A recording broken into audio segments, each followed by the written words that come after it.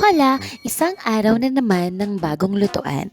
Okay, syempre dahil gulay ang topic guys. Gulay ang ihanda ng mga bata. So nagsimula sila sa, alam mo na, babalatin mo na yung mga gulay, tapos hihiwain ng maayos. Pagkatapos igigisa na. Pagsasama-samahin na ang lahat ng sangkap na kailangan. Parang sa buhay, lahat ay inihahanda.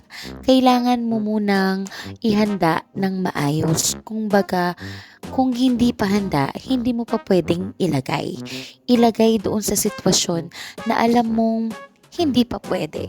Kailangan tayong matutong maghintay.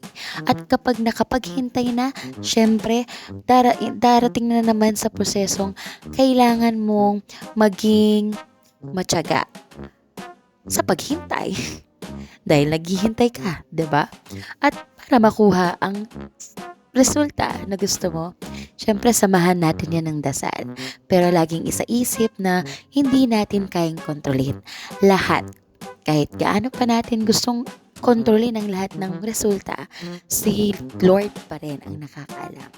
May plano ang Diyos. Hola, magandang gabi! Salamat sa panonood!